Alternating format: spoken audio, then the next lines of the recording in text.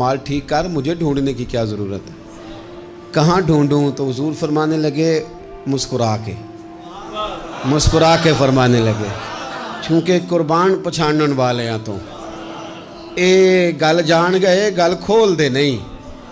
حضور علیہ السلام سے کہا یا رسول اللہ میں نہ قیامت والے دن کہاں تلاش کروں؟ تو حضور فرمانے لگے حوض کوثر پہ۔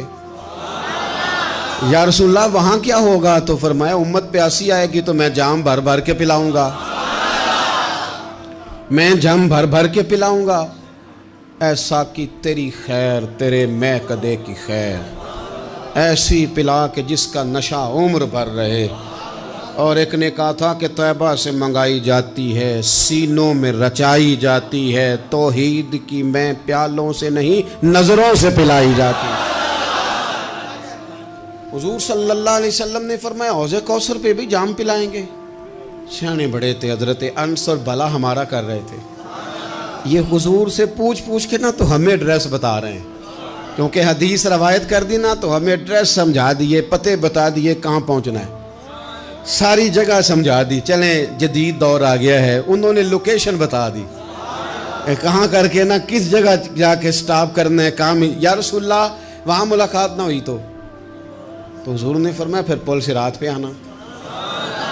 یا رسول اللہ وہاں کیا ہوگا؟ فرمایا امت گزر رہی ہوگی اور میں دعائیں مانگ رہا ہوں گا، رب سلم امتی رب سلم امتی، یا اللہ میری امت کو سلامتی سے گزار دے۔ تو وہاں آ جانا، میں دعائیں وہاں مل جاؤں گا، قربان جائیں۔ فاضل بریلوی بول پڑے، کہنے لگے خدا کی رضا چاہتے ہیں دو عالم، خدا چاہتا ہے رضائے محمد، اجابت کا جوڑا عنایت کا سہرا، دلہن بن کے نکلی دعائے محمد، اجابت نے جھک کر گلے سے لگایا بڑی ناز سے جب دعائے محمد، رضا اب پل سے وجد کرتے گزریے کہ ہے رب سلم دعائے محمد صلی اللہ تو عرض کی یا رسول اللہ وہاں ملاقات نہ ہوئی تو؟ میں نے کہا وہ ہمیں لوکیشن سمجھا رہے تھے، انہیں تو پتا تھا پہلے ہی، ایک قربان پچھانن والے ہیں تو ایک گل جان گئے گل کھول دے نہیں۔ تو وہاں نہ ملاقات ہوئی تو حضور نے فرمایا پھر میزان عمل پہ آنا۔ یا رسول اللہ وہاں کیا ہوگا؟ فرمایا امت کے عمل تول رہے ہوں گے اور میں ان کے لیے دعائیں کر رہا ہوں گا۔ میں نہیں جا سکا کبھی بچوں کے ساتھ پیپر دلوانے، استاد کو اجازت نہیں دیتے، کہتے ایگزامینر اور آئے گا کوئی، جس نے پڑھایا ہو اسے اجازت نہیں کہ تو جا۔ ابا جی کو اجازت نہیں ہوتی کہ وہ ایگزامینیشن ہال میں جائے، وہاں تو کوئی اور لوگ آتے ہیں۔ یہ بھی عجیب سبق ہے نا کائنات کا کہ سارے تعلیم و تربیت کے اسباق بھی حضور پڑھائیں، رنگ بھی سارا حضور ہی بتائیں، اور قبر کے سوالات بھی سارے ہمیں حضور بتا دیں، اور جب پیپر ہونے لگے تو سرانے بھی کھڑے ہو جائیں۔ تو پھر کہہ لینا ایک دفعہ پھر کہ وہ دے کولوں کی رب نے حساب لینا، جیڑا بیٹھا ہی محمد دے کول، وہ دے کولوں کی رب نے حساب لینا۔ میرے عزیز ہمارا گزارا نہیں حضور کے بغیر۔ لوگ اصل میں نا ہمارا مسئلہ نہیں سمجھتے، ہمارا مسئلہ کچھ اور ہے۔ لوگ ہمیں نا بلا وجہ پریشان کرتے ہیں، کبھی جھنڈے سے، کبھی ڈنڈے سے، کبھی جھنڈی سے، کبھی کسی شے سے، کبھی کسی شے سے، کبھی کہتے ہیں وہ نعت اونچی پڑھ لی، کبھی کہتے ہیں سلام اونچا پڑھ لیا، کبھی کہتے ہیں وہ جھنڈیاں لگا دیں۔ میں نے کہا آپ کی بات بھی ٹھیک ہے پر ہمارا مسئلہ تو سمجھو نا، ہمارا گزارا نہیں نا بھائی۔ جو کسے دا عاشق ہوئے او گالو سے دی، 100 مکر بہانے کر کے۔ میں پوچھے ہے میاں صاحب نو مزار تے جا کے کہ مکر کرنے ٹھیک نے؟ تو ساں کہنا مکر کردہ ہے تے حضور ٹھیک نے؟ تے میں نو لگتا ہے کہ پولا جان دے سے پہے کہ سونا راضی کرنا ہوئے تے موڑ ٹھیک نے۔ حضور نے ایک دن کہا تھا، حضرت ابو سعید خدری نے کہا یا رسول اللہ آپ قرآن پاک کی تلاوت کر رہے تھے، قرآن پاک بڑا سونا پڑھتے تھے نا؟ تو نبی کریم نے سن لیا، اب کیا کریں دلیل دیں گے تو بات مضبوط ہو جائے گی۔ حضور نے سن لیا تو بعد میں فرمایا ابو سعید تو بڑا سونا قرآن پڑھتا ہے، رب کے علاوہ کسی کو دکھا کے عبادت کرنی جائز ہے؟ حضرت ابو سعید خدری کہنے لگے سن رہے ہیں مجھے پتہ نہیں تھا آپ سن رہے ہیں، ورنہ میں نے تو اور بنا کے پڑھنا تھا۔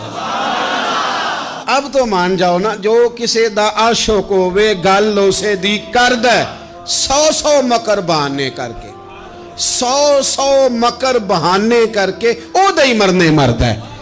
میرے عزیز ہماری مجبوری ہے، لوگ اس بات کو سمجھتے نہیں، ہماری مجبوری ہے، حضور کا میلاد ضروری ہے، لوگ سمجھتے نہیں بات کو، اس لیے بلا وجہ رٹا ڈال کے بیٹھتے ہیں۔ بھئی ہم نے تو کوئی رٹا ڈالنا نہیں، نہ سیاست کا، نہ دولت کا، نہ اقتدار کا، نہ کسی اور چیز کا۔ سیاست دے جھگڑے اساں چھوڑ دیتے، اتنے محبت دا جھگڑا ہے، یہ چھڑا کوئی نہیں سکتا۔ تو میرے عزیز ہمارا حضور کے بغیر گزارا، اور نبی پاک علیہ السلام کے بارے میں رب فرماتا ہے وَلَسَوْفَ يُعْطِيكَ رَبُّكَ فَتَرْضَىٰ،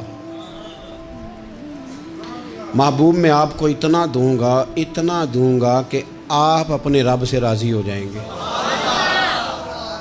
کیا کروں میں اب، یہ آیت اتنی شاندار ہے۔ حضرت امام زین العابدین رضی اللہ تعالیٰ عنہ سے کسی بندے نے کہا قرآن پاک میں سب سے زیادہ امید والی آیت کون سی ہے؟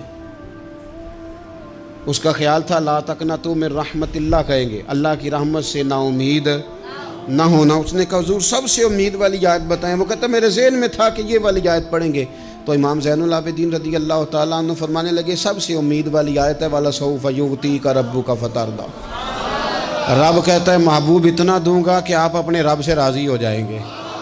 آیت نازل ہو گئی تو حضور پتہ کیا فرماتے ہیں صحابہ سے؟ فرماتے ہیں رب کہتا ہے حبیب تجھے راضی کرنا ہے، اور جب تک میرے سارے غلام جنت میں گئے نہ میں نے اللہ سے راضی ہونا ہی نہیں، میں نہیں راضی ہوتا اللہ سے۔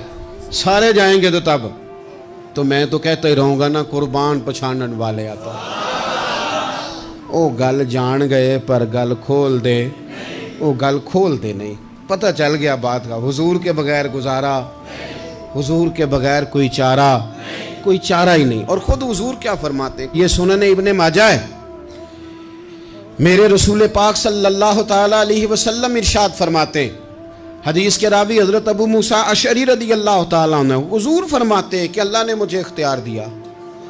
یا رسول اللہ کس بات کا؟ فرمایا رب نے اختیار دیا میں چاہوں تو آدھی امت بغیر حساب کے جنت چلی جائے، اور میں چاہوں تو اللہ سے اختیار لے لوں کہ یا اللہ مجھے شفاعت کا حق دے، میں سفارش کرتا جاؤں اور تو انہیں معافی دیتا جائے۔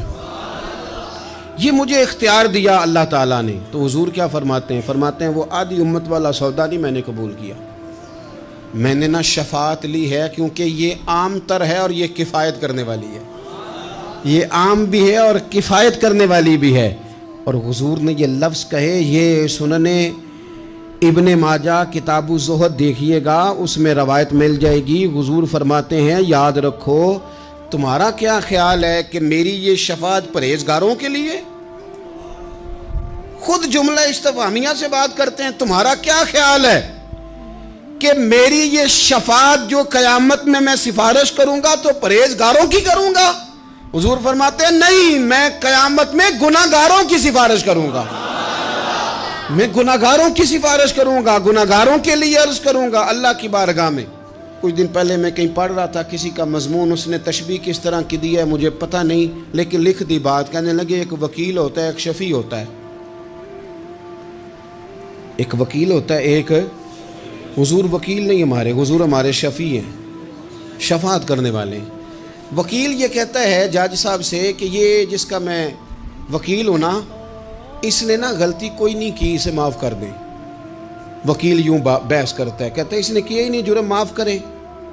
اور جو شفیع ہوتا ہے نا وہ کہتا ہے مالک اس نے سارے کیے، تو میرے آنے کی لاج رکھ اور اسے معاف کر دے۔ یہ وکیل اور شفیع کا یہ فرق ہوتا ہے کہ شفیع کہتا ہے سونیا سارے کیے ہیں، بڑے بڑے پاپ کیے ہیں، پر میں جو آ گیا ہوں تو مہربانی کرنا معافی دے دے۔ میرے عزیز حضور کے بغیر کہیں بھی گزارا نہیں ہے۔ ہم نے نا جب یہ بات سمجھ لی، اور پتہ ہے نبی کریم صلی اللہ علیہ وسلم نے آگے بڑھ کے خود بھی کئی مقامات پر اس بات کو کھول کر مختلف انداز میں بیان کیا۔ حضرت عبداللہ ابن عباس رضی اللہ تعالیٰ عنہ کی روایت آپ دیکھ لیں، یہ آپ کو مستدرک میں ملے گی۔ حضور صلی اللہ علیہ وسلم فرماتے ہیں قیامت کے دن اللہ تعالیٰ انبیاء کے لیے نور کے ممبر بچھائے گا، ہر نبی ممبر پہ بیٹھ جائے گا، ہر پیغمبر علیہ السلام اپنے ممبر پہ جلوہ فروز ہو جائیں گے، ہر پیغمبر۔ لیکن حضور فرماتے ہیں میرا ممبر خالی ہوگا۔ یا رسول اللہ صلی اللہ تعالیٰ علیہ وسلم آپ کا ممبر کیوں خالی ہوگا؟ حضور فرماتے ہیں میں ممبر چھوڑ کے رب کی بارگاہ میں کھڑا ہو جاؤں گا، اور اس ڈر سے کھڑا ہو جاؤں گا کہیں ایسا نہ ہو کہ میں جنت میں چلا جاؤں اور میری امت رہ جائے۔ میں اپنی امت کی سفارش کروں گا، رب میری امت کی سفارش قبول کرے گا۔